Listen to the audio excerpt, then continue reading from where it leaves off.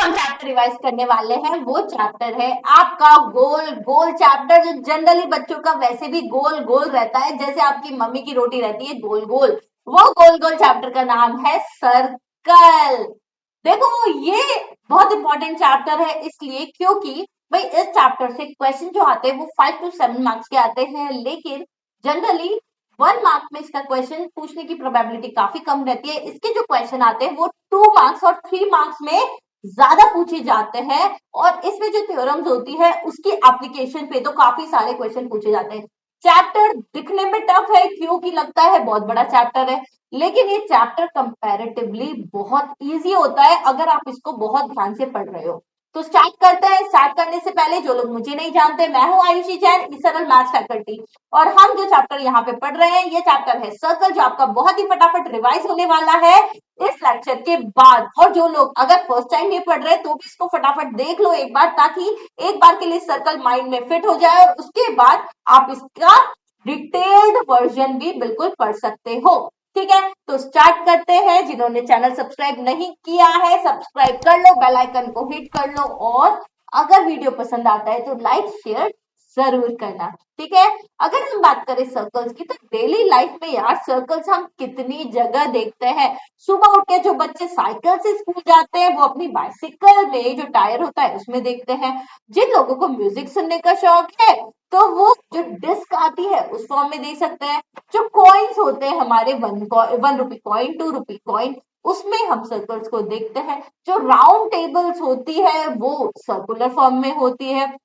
बहुत सारे different showpiece होते हैं जो सर्कुलर फॉर्म में होते हैं। हमारा जो नेशनल फ्लैग है उसके जो बीच का व्हील है वो भी सर्कुलर फॉर्म में है। और ये तो बहुत छोटी छोटी चीजें मैंने बताई है।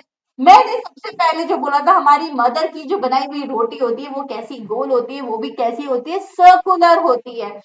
यानी जो सर्कुलर शेप है वो हम हर जगह देखते हैं। अगर हम बात करें सर्कल की मैथमेटिकल फॉर्म में तो सर्कल क्या है? It is the collection of all the points in a plane which are at constant distance, और उस कांस्टेंट डिस्टेंस को हम क्या कहते हैं? Radius, from a fixed point, and that fixed point is called the centre of the circle. जैसे कि हमें ये सर्कल दिख रहा है, हमने क्या बोला? सर्कल क्या है? कलेक्शन है डेटा का उन सारे पॉइंट्स का जो सारे पॉइंट किसी एक पॉइंट से इक्वल डिस्टेंस पे है, और ये डिस्टेंस को हम कहते हैं रेडियस। और जिस पॉइंट से डिस्टेंस पे है तो उस सेंटर पॉइंट को हम क्या बोलते हैं? Centre of the circle. तो जो कांस्टेंट डिस्टेंस है उसको कहते हैं रेडियस, और जो फिक्स पॉइंट है वो क्या कहलाता है? सेंटर। क्लियर है? अगर हम बात करें सर्कल की और कोई हमसे पूछे सर्कल का एरिया निकालो, तो एरिया ऑफ सर्कल हम निकालते हैं पाई आर स्क्वायर से, where r is radius of the circle. कोई सरकमफेरेंस पूछ ले, सरकमफेरेंस, या बोलो आपका जो फैमिलियर वर्ड है जो कहते हो आप पेरीमीटर, तो ये जो होता है पूरा इसका सरकमफ्रेंस, उसकी वैल्यू कितनी होती है? 2 पाई आर। जो डायमीटर होता है उसकी वैल्यू होती है 2 आर। डायमीटर क्या होता है? 2 into radius, and diameter is the longest chord of the circle. ठीक है, रेडियस आर की अगर हमें वैल्यू निकालनी है, जब हमें एरिया गिवन हो तो हम कैसे निकालते हैं? Under root of a upon pi. ठीक है, एरिया पता है रेडियस निकाल सकते हैं, रेडियस पता है डायमीटर निकाल सकते हैं। अगर रेडियस पता है तो सर्कल का एरिया, सरकमफेरेंस, डायमीटर सब कुछ हम फाइंड आउट कर सकते। ठीक है, where r is radius, c is circumference and a is area. ठीक है, पार्ट्स ऑफ द सर्कल इसकी बात करते हैं। देखो, एक सर्कल में जो लॉन्गेस्ट कॉर्ड होती है, मतलब जो सेंटर से पास होती हुई जो कॉर्ड होती है, जो लॉन्गेस्ट डिस्टेंस होता है ये वाला, इसको क्या कहते हैं हम? डायामीटर। ठीक है, जो सेंटर से हर पॉइंट पे इक्वल डिस्टेंस पे जो ये जाता है इसको हम क्या कहते हैं? इसको हम कहते हैं रेडियस ऑफ द सर्कल। वो लाइन जो सर्कल को बस टच करती हुई निकलती है उसको हम क्या कहते हैं? टेंजेंट। वो लाइन जो सर्कल के किसी एक पॉइंट से दूसरे पॉइंट में जाती है वो कहलाती है कॉर्ड। और जो chord centre of the circle से पास होती है उसको हम क्या कह देते हैं? उसको हम कह देते हैं डायामीटर। अगर हम सर्कल के किसी पार्ट की बात कर रहे हैं तो उस पार्ट को हम क्या कहते हैं? सेक्टर ऑफ द सर्कल, और ये होता है सर्कमफेरेंस। अगर हम इस कॉर्ड में बात करें तो ये डिवाइड करने वाला इसको हम कहते हैं सेगमेंट। तो ये होता है हमारा मेजर सेगमेंट, और इसको नीचे वाले को हम क्या कहते हैं? Minor segment. ठीक है, अगर हम सर्कल के अंदर ट्राइंगल बनाए और उस ट्राइंगल के अंदर भी सर्कल बनाए, तो ऐसा हम क्यों कर रहे हैं? ये बताने के लिए कि बाहर, इस ट्राइंगल के बाहर वाले सर्कल को क्या कहेंगे और अंदर वाले सर्कल को क्या कहेंगे। तो बाहर वाले सर्कल को हम कहते हैं सर्कमस्क्राइब्ड सर्कल और अंदर वाले सर्कल को हम क्या कहते हैं? Inscribed circle. इनस्क्राइब्ड क्यों? क्योंकि वो अंदर की तरफ है, ट्राइंगल के अंदर है, और बाहर वाला इस ट्राइंगल के बाहर है, जो है सर्कमस्क्राइब्ड। ठीक है। Line and circle. देखो, अगर एक सर्कल है और उसके बाहर हमने एक लाइन खींची, ठीक है, वो लाइन हमने रेंडमली खींच दी, तो हम क्या बोलेंगे कि जो ये लाइन है ये सर्कल को टच नहीं कर रही है, ना ही इंटरसेक्ट कर रही है। तो ये लाइन इस सर्कल के रेस्पेक्ट में कौन सी लाइन होगी? Non intersecting line, the line which do not intersect the circle. ठीक है। एक ऐसी लाइन जो सर्कल को किसी एक पॉइंट पे टच कर रही है, तो इस लाइन को हम क्या कहते हैं? टेंजेंट लाइन कहते हैं, जो केवल सर्कल को टच करिए। टच करिए मतलब टेंजेंट है। द लाइन इंटरसेक्ट और touch the circle exactly at one point. ये ध्यान रखना, एग्जैक्टली एट वन पॉइंट। तो ये क्या कहलाती है? Tangent line. In this case the line is called tangent to the. ठीक है। नेक्स्ट है सीकेंट। सीकेंट क्या होती है? The line intersect the circle at two different points. ये जो लाइन है, देखो, इस सर्कल को दो अलग अलग पॉइंट पे टच कर रही है, तो ये लाइन को हम क्या कहते हैं? Secant. In this case the line is called the secant to the circle. Clear है? समझ में आ गया? तो हम क्या बोलेंगे? The line which intersect the circle at two distinct point is called secant to the circle. ठीक है। और वो कॉर्ड या वो लाइन जो सेंटर से पास होती है, जो लॉन्गेस्ट कॉर्ड होती है किसी भी सर्कल की, उसको हम क्या कहते हैं? Diameter. The line that passes through the centre of the circle. तो हम क्या बोलेंगे? The line which passes through the centre of the circle is called the diameter. मतलब अगर लाइन सर्कल से बहुत दूर है, दूरी पे है, मतलब नॉन इंटरसेक्टिंग लाइन हुई। अगर वो लाइन जस्ट टच कर रही है सर्कल को, तो हम क्या बोलेंगे? वो कौन सी है? टेंजेंट है। जब वो किसी एक पॉइंट पे टच कर रही है, अगर दो पॉइंट पे वो टच कर रही है, तो हम बोलेंगे सीकेंट है। अगर वो दो पॉइंट पे टच कर रही है लेकिन सेंटर से पास हो रही है, तो हम क्या बोलेंगे? वो क्या है? Diameter of the circle. ठीक है। हमने क्या पढ़ा? Non intersecting line, the line which do not intersect the circle. Secant पढ़ी, the line which intersect the circle at two different points या two distinct point. A straight line that meets the circle at one and only one point is called tangent to the circle, and diameter, the line which passes through the centre of the circle. ये भी important है। क्यों? क्योंकि इससे कई बार 1 marks में question पूछ लिया या हाफ मार्क्स में भी पूछ लिया जाता है, अगर दो पार्ट में पूछा। ठीक है। क्लियर है बच्चों? अगर आप इसको और विजुअलाइजेशन के साथ देखना चाहते हो ना, सारी थ्योरम को विजुअलाइज करके पढ़ना चाहते हो, और ये चाहते हो कि आपको ऐसा मटेरियल मिले जो आपके सारे कंसेप्ट को एकदम पक्का कर दे, पर्टिकुलर टाइम पे आपके टेस्ट मिल जाए, आपके पास सब्जेक्टिव टेस्ट हो, आपके पास ऑब्जेक्टिव टेस्ट हो, आपका उन टेस्ट का भी एनालिसिस अगर आप चाहते हो, आप चाहते हो कि हर टाइम पे मुझे एक ऐसे मेंटरशिप मिले जहां मुझे पर्सनलाइजेशन 100% मिले, जहां मेरे डाउट बिल्कुल ना बचे, हर टाइम पे मेरे सेशंस होते रहो, तो इसके लिए आप ई सरल के ओपी कोर्स में एनरोल कर सकते हो। एनरोल करने के लिए आपको इसका लिंक नीचे डिस्क्रिप्शन बॉक्स में मिल जाए। ठीक है। तो अब पढ़ते हैं टेंजेंट्स टू अ सर्कल। देखो, ये हमारा सर्कल है। ठीक है। इस सर्कल पे मैंने एक पॉइंट मार्क कर लिया ए।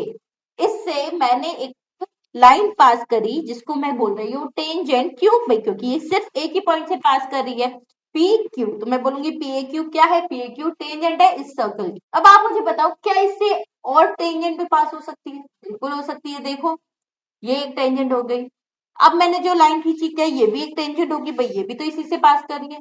नहीं भाई, टेंजेंट तो किसी एक पॉइंट पे ही टच करती है, ये तो ये दो पॉइंट पे टच कर रही है, मतलब ये तो टेंजेंट नहीं है। मतलब केवल ये और ये इसकी टेंजेंट है। तो अ टेंजेंट क्या है? स्ट्रेट लाइन है that meet the circle at only one point.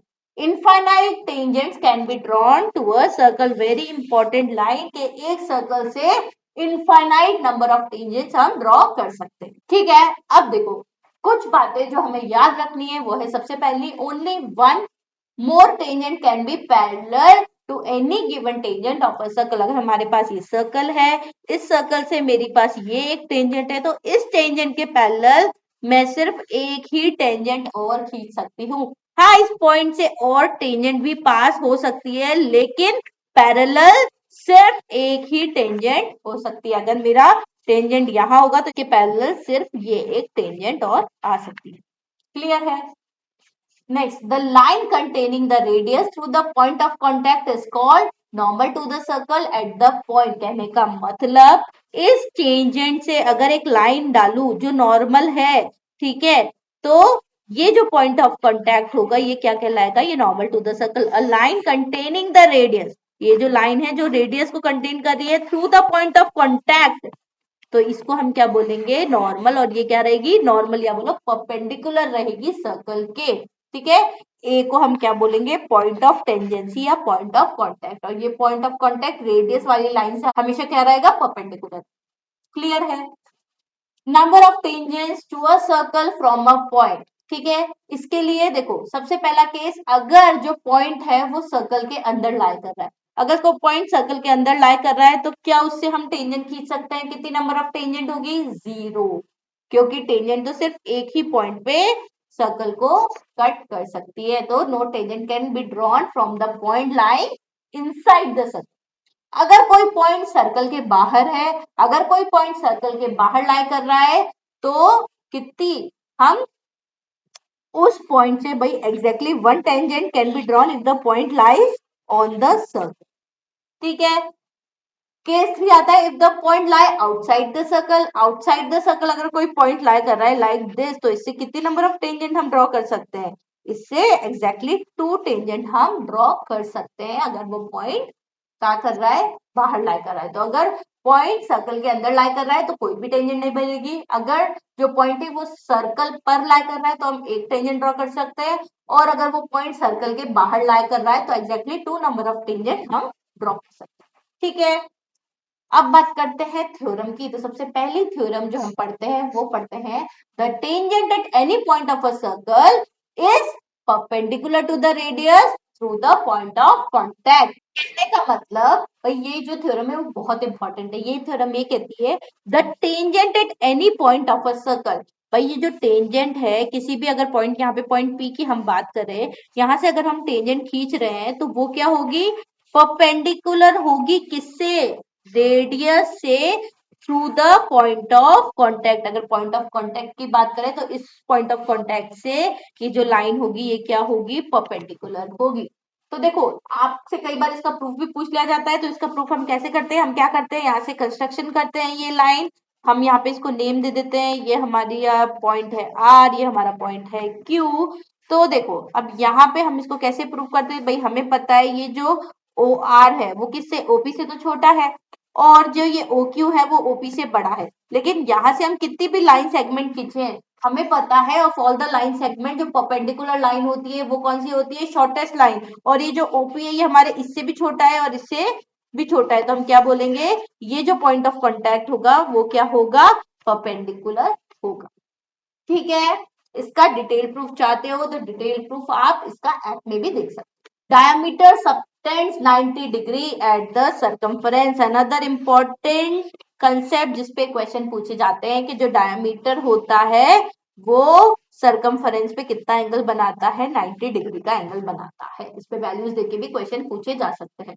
ठीक है, तो जो और हमसे इससे थ्योरम्स जो टेंजेंट के फॉर्म में हमसे पूछी जाती है वो क्या होती है? If two tangents are drawn to a circle from a exterior point, तो हमें क्या क्या याद रखना होता है कि वो जो टेंजेंट्स है वो कैसी होती है? वो इक्वल लेंथ की होती है। अगर किसी पॉइंट से हम 2 टेंजेंट खींच रहे हैं तो ये जो दोनों टेंजेंट होती है वो बराबर होती है। ये हम कॉन्ग्रुएंसी से प्रूव कर सकते हैं। Next, the tangent subtend equal angle at the centre. और ये जो टेंजेंट है ये सेंटर पे इक्वल एंगल बनाती है।